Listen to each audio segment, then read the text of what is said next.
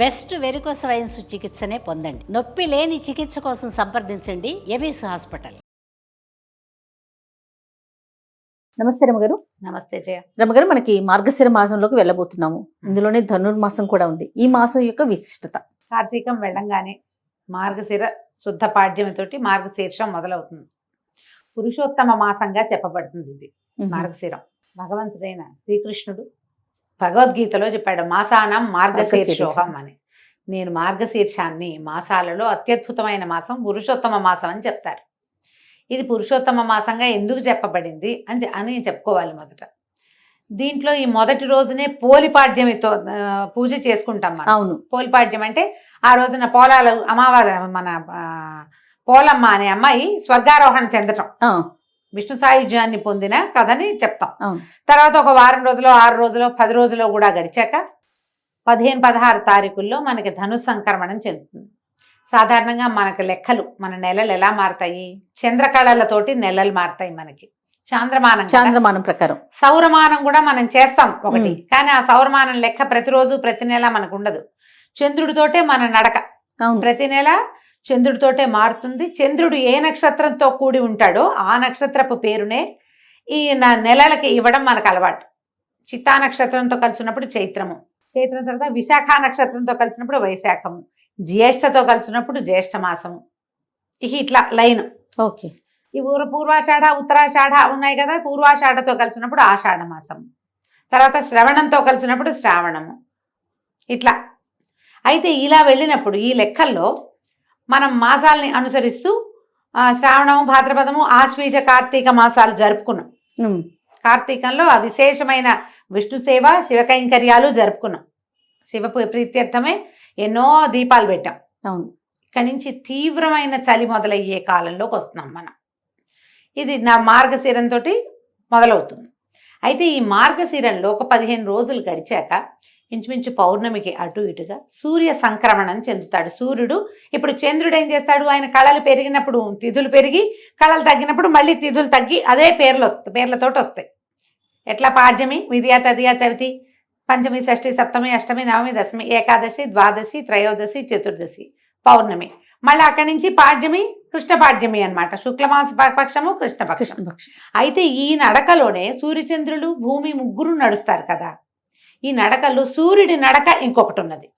సూర్యుడు ఎట్లా నడుస్తాడు? ఈయన చంద్రుడేమో తిథులు మారుతూ ఉంటాడు, ఈయనేమో ఇవి మారుతాడు. మనకి 12 రాసులు, 12 రాసులకి ఒక్కొక్క రాశి నుంచి ఒక్కొక్క దాంట్లోకి మారుతూ ఉంటాడు. ఈ సూర్యుడు మారే క్రమాన్ని సంక్రమణం అంటారు. సంక్రాంతి, రవి సంక్రాంతి అని చెప్తారు. ఇది నెల మధ్యలో వస్తుంది. పౌర్ణమికి అటు ఇటుగా డేట్ల ప్రకారం అయితే ఖచ్చితంగా 15-16 తారీఖుల్లో ఉంటుంది. 14, 15, 16 అంతే. ఈ 3 డేట్లలోనే పైకి కిందకి అవుతుంది, కానీ ఇంచుమించుగా 15 తేదీలాగానే మనకు కనిపిస్తుంది. ఈ సంక్రమణం చెందేటప్పుడు కూడా మనకి ఈ సంక్రమణాలను బట్టే మనకి ధాన్యాలు విత్తనాలు పెట్టుకోవటము, ఆకుమడ్లు పేర్చుకోవటము, తర్వాత వాటిని కొట్టటము, ఇవన్నీ కూడా రవి సంక్రాంతులతోటి ఆ నియామకంలో నడుస్తూ ఉంటాయి. ఓకే. ఈ సంక్రమణం, ప్రతి సంక్రమణము చాలా విశేషమైంది. తులా సంక్రమణంలో ఉన్నప్పుడు కార్తీకం నడుస్తుంది, ఇది నడుస్తూ ఉంటుంది. ఇంకో సంక్రమణం కూడా అయ్యాక ఇప్పుడు ధను సంక్రమణం అంటారు దీన్ని. ధనురాశిలోకి మారతాడు సూర్యుడు. దాని తర్వాత ఏమిటి? దాని తర్వాత వచ్చే సంక్రమణము మకర సంక్రమణం. మనం సంక్రాంతి పండగ చేసుకుంటాం. ప్రతి సంక్రాంతి, ప్రతి రవి సంక్రాంతి కూడా పర్వదినమే. ఈ పర్వదినాల్లో ఏం చేస్తారు? అందరూ చెయ్యరు వాటిని, కానీ సంక్రాంతుల్లో పెద్దలకి మనం నీరు వదలటం అనేది, తర్పణాలు విడవటం అనేది ఒక పురాతనమైన పద్ధతి. ఇప్పుడు మనం ఏం చేస్తాము? ఏవో తద్దినాలని వాళ్ళ తిథి వచ్చిన రోజున, తర్వాత ఏమో సంక్రాంతి నాడు పెద్దలకు పెట్టుకుంటామని సంక్రాంతి నాడు పెడతారు. మహాలయ పక్షంలో పెడతారు. మహాలయ అమావాస్యకి తద్దినం పెడతారు లేదా తర్పణాలు విడుస్తారు, ఇంతే చేస్తారు. సంక్రమణాల్లో తర్పణం విడవటం అనేది ఒక విశేషమైన క్రియగా, పురాతనమైన పద్ధతిగా చెప్తారు. ఈ మొత్తం 12 సంక్రాంతుల్లో అత్యంత విశిష్టమైనది మకర సంక్రాంతి. ఎందుకంటే మనకు అప్పటికి సూర్యుడు నడక మార్చుకునే లక్షణం కూడా వస్తుంది అప్పటికి. ఓకే. దానికి ఒక సంక్రమణానికి ముందు జరిగేదే ఈ ధను సంక్రమణం, మార్గశిరంలో వస్తుంది ఇది. అంటే ఇప్పుడు చూడు, మకర సంక్రాంతి జరిగిన రోజున ఏం చెప్తాం మనం? ఉత్తరాయణ పుణ్యకాలం వస్తుంది. అవును. దేవతలు లేస్తారు, మెలకు వస్తుంది వాళ్ళకి. దేవతల మెలకువకి ఒక నెల రోజుల ముందంటే మన మెలకువకి ముందు ఏముంటుంది, తెల్లవారుజాము ఉంటుంది. అంతేగా, అంతేగా, మనకి ఉషోదయానికి ముందు ఉండేది తెల్లవారుజామే. అంతే.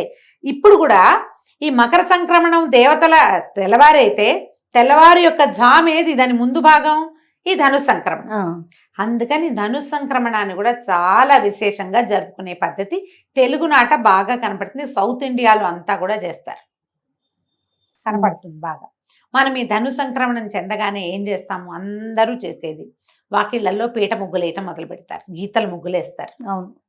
ఈ గీతల ముగ్గులు ఇప్పుడు ధను సంక్రమణానికి మొదలుపెట్టి నెలగంటు పెట్టడం, నెలపట్టు పట్టడం అని చెప్తారు. ఈ నెలపట్టు నెలగంటులో ఇంచుమించు శూన్యం, ఏమి ముహూర్తాలు ఉండవు, పూజా విధానమే ఉంటుంది. అందరూ చేసే ప్రాకృతికమైన పూజ ఏంటంటే వాకిళ్ళు ఉడిచి ముగ్గేసుకోవడం, తెల్లవారుజామునే ముగ్గేసేయటం. అందరి వాకిళ్లలోనూ పేడకళ్ళాపులు ముగ్గులు, ఇది నియమంగా కనబడుతుంది. తెలుగునాట గొబ్బిళ్ళు కనిపిస్తాయి. ఆవు పేడతోటి గొబ్బిళ్ళు చేసి తల్లి గొబ్బెమ్మ, పిల్ల గొబ్బెమ్మ, చుట్టూ తైవి, కృష్ణుడు, గోపికలు, గొబ్బెమ్మ గోపెమ్మ, చూడు ఎంత దగ్గరగా ఉందో. తల్లి పిల్ల చేసి దాని మీద చక్కగా ముగ్గేసి పసుపు బొట్టు పెట్టి బంతి పువ్వులు కానీ గుమ్మడి పువ్వులు కానీ గుచ్చి పొద్దున్నే అలంకారం చేస్తాం వాకిలికి. విష్ణు సంచారం కోసం చేయబడేది ఇది.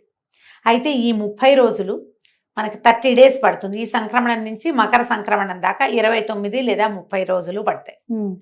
ఈ 30 రోజులు కూడా అద్భుతమైన విష్ణువారాధన జరిగే కాలం ఇది.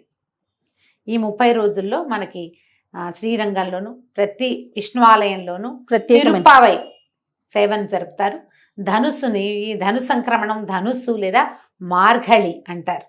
ఈ మార్గళి సేవాకాలం జరుపుతారు. మామూలుగా మనకి తెల్లవారుజామున సేవాకాలం జరిపే ఇంకా ఏ కాలము లేదు. కార్తీకంలో మనం ఏం చేసాం, మనమే స్నానం చేసి దీపం పెట్టుకుని పూజ మెల్లిగా చేసుకోవచ్చు, తెల్లవారుజామునే చేయాలన్న నియమం లేదు. కానీ ఇప్పుడు మాత్రం విష్ణు పూజ తెల్లవారుజామునే చేస్తారు. ఈ విష్ణు చిత్తుల యొక్క కుమార్తె అయిన గోదాదేవి పాడిన 30 పాసురాలని రోజుకొక పాసురాన్ని పాడుతూ రంగనాథ స్వామికి మేల్కొల్పులు చెప్తూ, విష్ణుమూర్తికి మేల్కొల్పులు చెప్తూ ఆయన్ని లేవదీసి సకలోపచారాలు చేసి పూజిస్తారు. ఇది సార్వజనీనంగా అందరూ చేసుకునేది కాదు. సార్వజనీనమైనది ఏంటంటే వాకిలు శుభ్రంగా ఉంచి ముగ్గులేయటమే. ఎందుకంటే మకర సంక్రమణానికి మరుసటి రోజున వచ్చే కనుమ నాడు బలిచక్రవర్తి భూమి మీదకి వస్తాడు. ఆయన స్వాగత సత్కారాల కోసం మొదటి మెట్టుగా నెల రోజుల ముందే మనం ఈ ముగ్గులు మొదలు పెడతాం. బలి రావడానికి బలిని భూమికి పట్టించినటువంటి మహానుభావుడైన సర్వవ్యాపకుడైన విష్ణువుని పూజిస్తాము ఈ నెల రోజులు. అవకాశం ఉన్న వాళ్ళు పూజించుకోవచ్చు. ఈజీ మెథడ్ ఏంటంటే దేవాలయానికి వెళ్ళడం, చక్కగా దద్దోజనమో చక్కెర పొంగలో ప్రసాదంగా తెచ్చుకోవటం. ఈ నెల రోజుల సేవాకాలము అన్ని విష్ణువాలయాల్లోనూ విశేషంగా జరుగుతుంది. శ్రీ వైష్ణవుల ఇళ్లలో కూడా చేసుకుంటారు. వైష్ణవ మఠాలు, పీఠాలు అన్ని చోట్ల కూడా విష్ణువారాధన క్రమం సాగుతుంది. పాసురాలు చెప్పుకుంటారు. ఈ గోదాదేవి కథ విశేషంగా మనం వింటాం. ఈ నెల రోజుల్లో తిరుమలలో కూడా స్వామివారికి సుప్రభాత సేవలో సుప్రభాతం బదులు తిరుప్పావైనే వినిపిస్తారు. తిరుప్పావైతోటే స్వామిని నిద్రలేపుతారు. అది విశేషంగా కనపడుతుంది. మనం ఇవన్నీ ఏం చేయలేం. తిరుప్పావై ద్రవిడ భాషలో ఉంటుంది, మనకి రాదు, అర్థం కాదు. పొద్దున లేచి వాకిట్లో ముగ్గేసుకోగలం కదా, అంతేగా. ఆ వాకిట్లో ముగ్గేయడానికి మీరు స్నానం చేయక్కర్లా, స్నానం చెప్పలా. సాధారణ జీవులకి స్నానం చెప్పలేదు. వాకిలుడిచి చక్కగా ముగ్గేసి కళ్ళాపు జల్లి ముగ్గేసి తర్వాత మీరు స్నానం సంధ్య తెమిల్చుకోవచ్చు, ఏం తప్పలేదు. ముగ్గేయటానికి కూడా స్నానం చేయాలని నాకు తెలియదు జయ. అదేలేండి, నాకు తెలియదు. ముగ్గేయటానికి కూడా, వాకిళ్ళు తుడటానికి కూడా, గొబ్బిళ్ళు పెట్టడానికి మేమైతే గొబ్బిళ్ళు పెట్టడానికి ముందు స్నానం చేసేవాళ్ళం కాదు. ఊళ్ళల్లో ఎవరైనా స్నానం చేసి గొబ్బిళ్ళు పెడతారని నేనైతే వినలేదు, నాకు తెలియదు. మీరు ఎవరైనా అలాంటి విధానం ఉంటే అమ్మా ఖచ్చితంగా పాటించండి. జోహార్లు మీ ఓపిక, మీ పద్ధతులకి. నాకు తెలీదు, మేము అలా చేయలేదు. ఎన్నేళ్ళో పెట్టాను జయ గొబ్బిళ్ళు నేను. మాకు అవకాశం ఉంది, పల్లెటూరు కదా, గొడ్లు ఉన్నాయి, ఆవులు ఉన్నాయి మాకు. చక్క పాలేళ్ళు ఆవు పెడ తీసి పెట్టేవాళ్ళు, పొద్దున్నే లేచేసేవాళ్ళు. ఎందుకు ఈ కాలం ఇంత ప్రత్యేకం అంటే ఇవి మనకైతే పంటల కాలం. ఈ గొబ్బిళ్ళు పెడితే ఈ గంగిరెద్దుల వాళ్ళు రావటము, హరిదాసులు రావటము, పొద్దున్నే ఆ మంచుని చీల్చుకుంటూ వచ్చేవాళ్ళు. విపరీతమైన పొగ మంచు తెల్లవారు డిసెంబర్ అనేసరికల్లా ఇంకేముంది, పొగ మంచే కదా. అవును. ఆ మంచులో ఆ చల్లదనానికి ఈ పని చేయటం మంచిది ఆరోగ్యానికి. బహుశా ఉమ్. స్త్రీ ఆరోగ్యానికి మంచిదని ఇవి పెట్టారేమో అనుకుంటా నేనైతే. దాన ప్రక్రియ విశేషంగా చేస్తారు. ఈ ఒడ్లు బియ్యము ఇల్లు చేరతాయి. ఉమ్. అందరికీ ఒడ్లు, మన వైపు అంతా వరే కదా. అవునవును. ఇల్లు చేరేసరికి అలా వచ్చిన వాళ్ళందరికీ తలా ఒక దోసెడు గుప్పెడు చొప్పున బియ్యమో ఒడ్లో ఇచ్చేవాళ్ళం. గుమ్మడికాయలు కాసేవి గుమ్మళ్ళు ఇచ్చేవాళ్ళు బాగా. ఈ కాలం అంతా కూడా దాన ప్రక్రియకి చాలా మంచిది.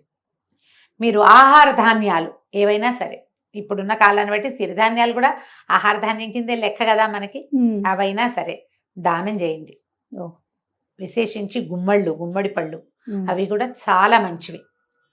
తర్వాత ముందుకి పళ్ళు దానం చేయటం, ఖర్జూర పళ్ళు, రేగు పళ్ళు అలాంటివి దానం చేయటం చాలా మంచిది. ఇవన్నీ ఆరోగ్యానికి మంచిది, ఇహపరాలకి ఉపయోగపడేవేనమ్మా మన పండుగలన్నీ. అయితే ఈ పర్వదినాలుగా చెప్పబడేటువంటి ఈ ధను సంక్రమణ దినాలన్నీ కూడా కుదిరితే ఏదైనా ఒక విష్ణువాలయాన్ని దర్శనం చేయండి.